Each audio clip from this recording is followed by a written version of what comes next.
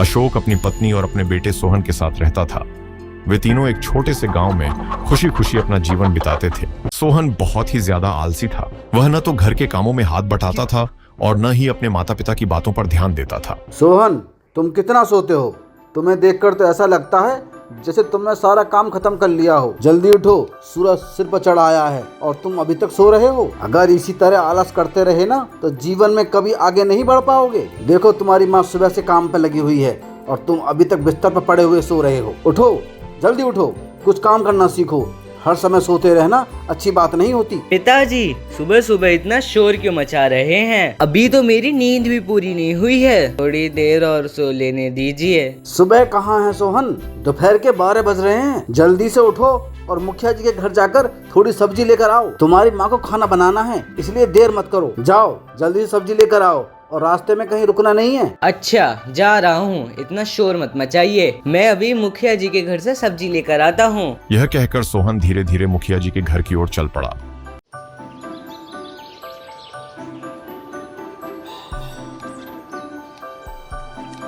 मुखिया जी, पिताजी ने कुछ सब्जियाँ मंगवाई हैं। क्या मैं आपके खेत से थोड़ी सब्जियाँ तोड़ लूँ? सब्जियां तो मैं दे दूंगा बेटा, लेकिन पहले मेरी एक बात का जवाब दो। तेरा पापा अशोक इतना मेहनती इंसान है, फिर तू इतना आलसी और निठल्ला क्यों है? तूने अपने पिताजी से कुछ भी नहीं सीखा। सच कहूँ तो तू किसी काम का नहीं है। मैं यहाँ सब्जियाँ लेने आया हूँ, यह जानने नहीं कि मैं किसी के काम का हूँ या नहीं। मुझे बहुत अच्छी तरह पता है कि मैं क्या कर सकता हूँ। हाँ, जब तेरा पापा ही तुझे नहीं समझा पाया तो मैं किस खेत की मूली हूँ। सुनो, इसको कुछ सब्जियां भी तोड़ कर दे दो।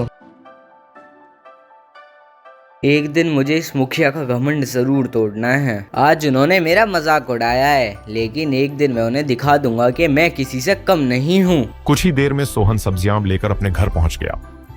अशोक, तुम बहुत समझदार और मेहनती इंसान हो, इसीलिए मैं खुद तुम्हारे पास आया हूँ। कल से तुम्हें शहर में सब्जियां बेचनी होंगी। उसके लिए तुम्हें हिसाब किताब भी संभालना होगा। और हाँ, अपने बेटे सोहन को भी अपने साथ लेकर आना। तुम दोनों मिलकर काम करोगे तो ज्यादा पैसा कमा पाओगे। इससे सोहन को भी कुछ नया सीखने का मौका मिलेगा। मुझसे ये सब नहीं होगा। इतनी तेज धूप में बैलगाड़ी में सब्जियां रखकर उन्हें बेचना मेरे बस की बात नहीं है। मैं ये सब करने के लिए नहीं बना हूँ। जमींदार बाबू, मैं आ जाऊंगा, इसे यही रहने दीजिए। वैसे भी मेरे नसीब में शायद उस पूरे घर का बोझ अकेले ही उठाना लिखा है। मैं अकेला ही सारा काम कर लूंगा। पता नहीं कैसा कमजोर बेटा है जो इस उम्र में अपने पिता का बोझ बना बैठा है। इसे जरा भी शर्म नहीं आती। देखिए, मैं जैसा भी हूँ उसके बारे में मुझे अच्छी तरह पता है। आप मुझे अपनी राय मत दीजिए और अपने काम से काम रखिए। तुम यहाँ से अंदर जाओ और अपना काम करो। अब यहाँ खड़े रहने की कोई जरूरत नहीं है। मालिक, मैं कल जरूर आ जाऊंगा। आप इसकी बातों पर ध्यान मत दीजिए। इतना कहकर जमींदार वहां से अपने घर की ओर चल पड़ा। सोहन, गांव के इतने बड़े आदमी से इस तरह बात की जाती है क्या?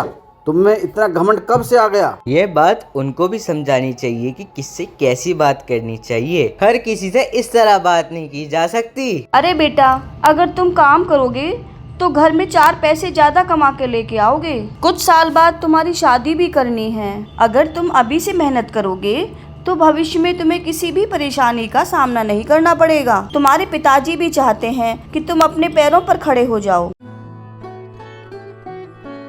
चाचा, चाची और सोहन, आप सब कैसे हैं? लीजिए, मिठाई खाइए।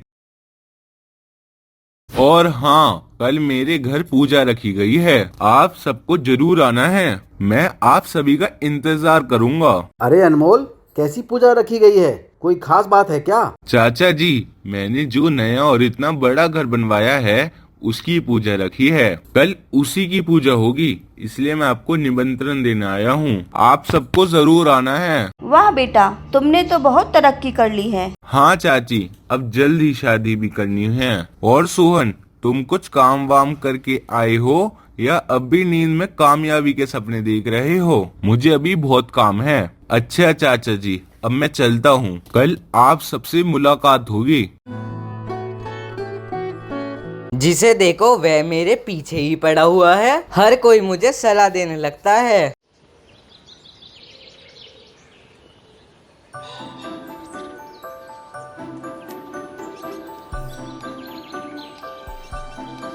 सोहन, ओ सोहन, बेटा जल्दी से उठ जाओ, मुझे जमींदार जी के यहाँ जाना है।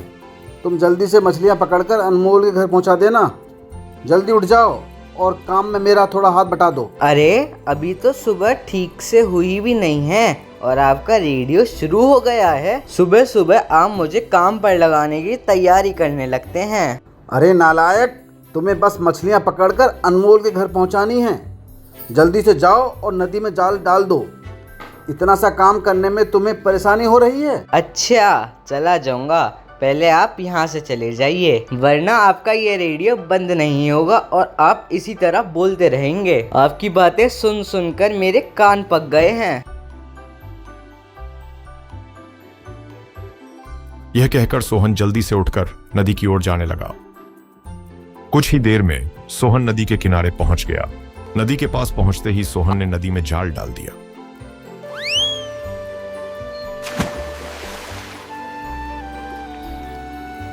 क्यों रे कामचोर सोहन, आज आखिर तुम्हें काम पर लगा ही दिया गया। आज तुम मछलियां पकड़ने आ ही गए। लगता है कि अब तुम्हें मेहनत करने की आदत डालनी पड़ेगी। मैं काम में लगूं या ना लगूं, तुझे उससे क्या मतलब है? बेकार में मेरा समय बर्बाद मत कर। तू अपना काम कर और मुझे मेरा काम करने दे। देख रहे हो, यह कामचोर समय की बात कर रहा है। जो दिन भर बस सोता रहता है, उसे अब समय की कीमत समझ में आने लगी है। अरे ये जाल इतना भारी क्यों लग रहा है? लगता है आज बहुत सारी मछली हाथ लग गई हैं, तभी इतना भारी महसूस हो रहा है। अरे ये क्या है? ये डब्बा कहाँ से आ गया? कहीं इसमें सोना चांदी तो नहीं, या फिर कोई कीमती खजाना तो नहीं छिपा है? इतना बोलकर सोहन ने उस डब्बे को उठाया और बाहर निकालकर चेक करने लगा।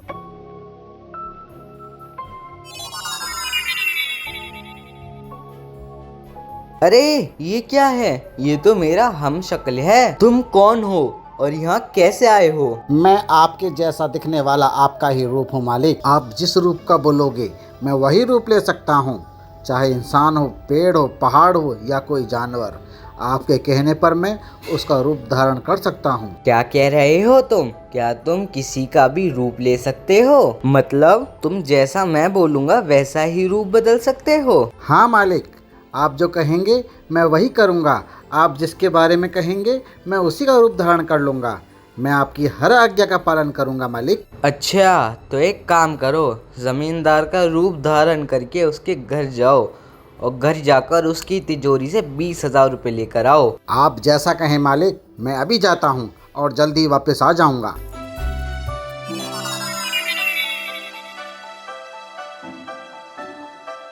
इतना कहकर हमशक्ल जमींदार का रूप धारण करके उसके घर पहुंच गया।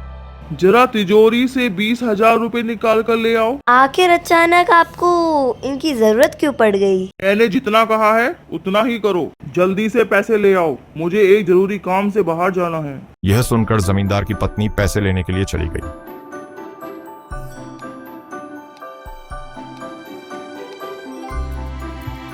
पैसे लेकर वह वहां से चला गया।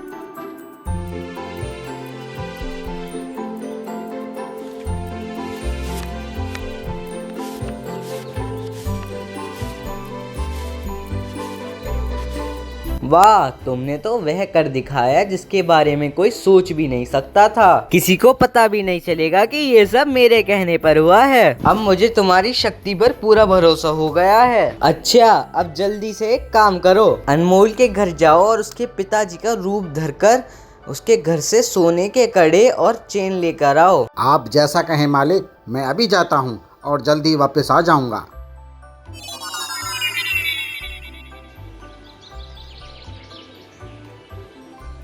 अरे अनमोल कहाँ है?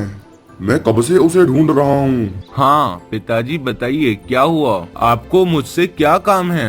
अनमोल बेटा, जरा ये सोने के कड़े और चैन दे दो। मैं इन्हें सुनार के पास ले जाकर नए और अच्छे तरीके से बनवा लूंगा, फिर इन्हें वापस ले आऊंगा। ठीक है पिताजी, आप जैसे ठीक समझे वैसे ही करवा लीजिए। मुझे भरोसा है कि आप सब कुछ अच्छे से करवा लेंगे।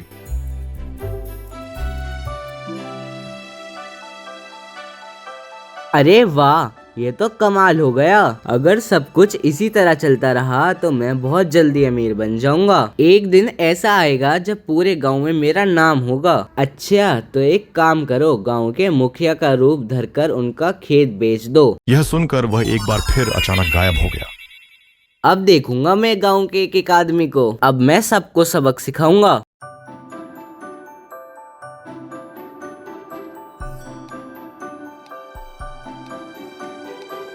जा मेरे दोस्त, अब जमींदार का पुश्तैनी जमीन बेच कर आ। इतना कहकर वह घने धुएं और धुंध का रूप धारण कर लेता है। कुछ ही देर में वह घर पहुंच जाता है। सुनो, जरा पुश्तैनी जमीन के कागज ले आओ। पुश्तैनी जमीन के कागज? सब कुछ ठीक है ना? हाँ, सब कुछ ठीक है। तुम जल्दी से कागज लेकर आओ।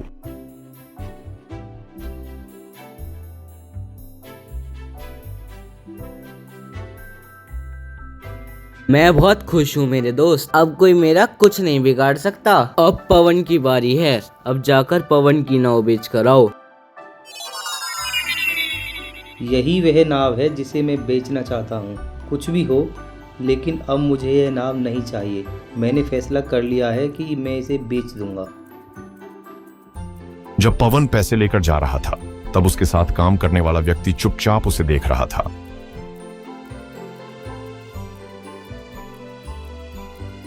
उस्ताद तो सोहन से बहुत चिढ़ते हैं, फिर अब नाव बेचकर उसे पैसे क्यों दे रहे हैं? आखिर मामला क्या है?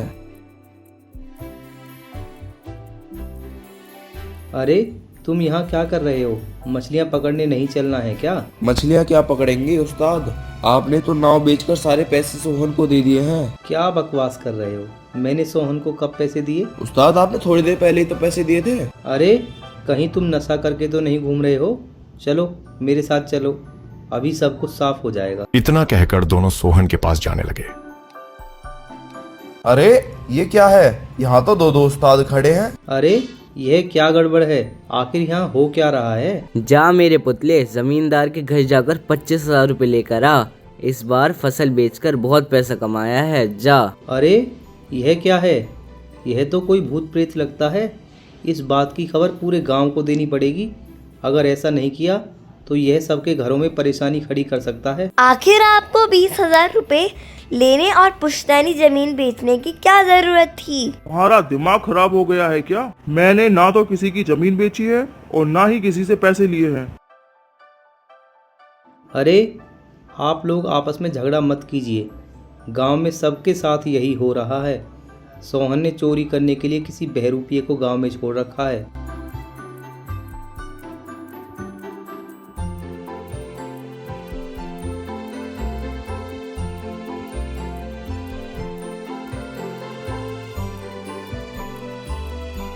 अरे यह क्या हो रहा है? लगता है यही वह भूत है जिसे मेरे घर में चोरी करने के लिए भेजा गया था। सोहन, तुमने यह क्या कर दिया?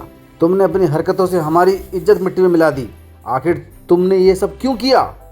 क्या इसी दिन के लिए हमने तुम्हारी परवरिश की थी? मुझे माफ कर दीजिए, मुझसे बहुत बड़ी गलती हो गई। मैं सबसे अपनी बेइज्जती का बदला लेना चाहता था और यही सोचकर मैंने ये सब किया। मैं सबसे ज्यादा अमीर बनना चाहता था, लेकिन लालच में आकर मैंने गलत रास्ता चुन लिया। फिर एक दिन मुझे ये रहस्यमयी प्राणी नदी में मिला और उसके बाद ये सारी घटनाएं होने लगी। क्या तुम इस तरह अमीर बनना चाहते हो? क्या चोरी करके कोई अमीर बनता है? मैं सबके पैसे वापस कर दूंगा और सब कुछ लौटा दूंगा। अब मुझे समझ आ गया कि अमीर बनने के लिए चोरी नहीं बल्कि मेहनत और लगन की जरूरत होती है। मुझे मेरी गलती के लिए माफ कर दीजिए। कृपया हमें इस गांव में रहने दीजिए।